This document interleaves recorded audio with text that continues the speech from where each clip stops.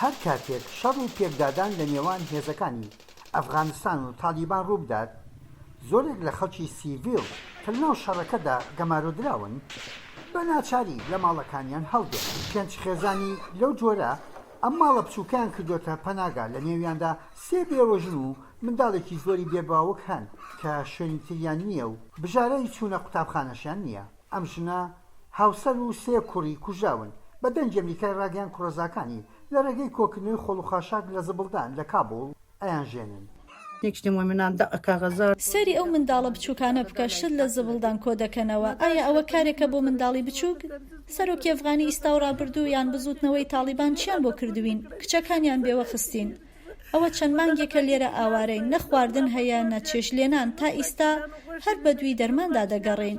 لە سەرەتای ئەم مانگەدا سەرۆکی ئەفغانی ئەشرەف عەبدوغەنی پلانێکی دوو درێژی خستە بەردەستی پەرلەمان بۆ گەیشتن بە سەقامگیری لە ماوەی 6 مانگدا. زۆرێک دەپرسن ئایا حکوومەت ئەو ماوە درێژەی لەبەردەستدایە؟ ئەو دەستکەوتانەی لە ماوەی چەند هەفتەیەکدا لە دوای دەستپێکردنی پاشەکشەی ئەمریکا تالیبان بەدەستی هێناوە مایەی نیگەرانیە. زۆر خەمناک و مەترسیدارە کە کۆمەڵگای نێودەوڵەتیش بێدەنگە. بڕینی هەموو پەیوەندیەکانیان بەڕاستی شەرمەزاریە. چالاکوانانی بواری مافی مرۆڤ نیگەرانن لەو ڕێکارەی کۆمەڵگای نێودەوڵەتی گرتوێتە بەر. ئەوان ژیانی نەوەیەک لە ژن و منداڵیان خستوەتە مەترسیەوە.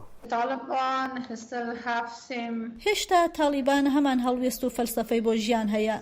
جیهانێکی تایبەت بە خۆیان هەیە، ئەوەش مایەی قبوڵکردن نییە. ئەو شێوە ژیانە بۆ هەموو خەڵکی ئەفغانستان قورسە، بە تایبەتی بۆ ژنان و گەنجەکان. ئەم پیاوە لە وڵاتەکەی خۆیدا ئاوارەیە، بە دەنگی ئەمریکای ڕاگەیاند هیچی ناوێت، تەنها ژیانێکی ئاسایی نەبێت. تالیبان و حکومەتی ژۆک و ئێمە دایک و خوشک و مناڵ و خێزانیان هەیە، بیکەن بە خاتری خوا ئەم شەڕە ڕاگرن. ئەگەر شەڕ نەبێت دەتوانین بگەڕینەوە بۆ ماڵەکانمان و ماڵ و منداڵمان بەخێو بکەین. هەموو شتێکمان لە پاش خۆمان بەجێ هێشتووە.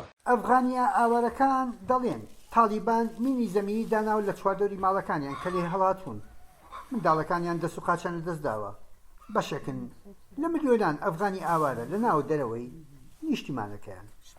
یەحیا بەرزنجی دەنگی ئەمریکا.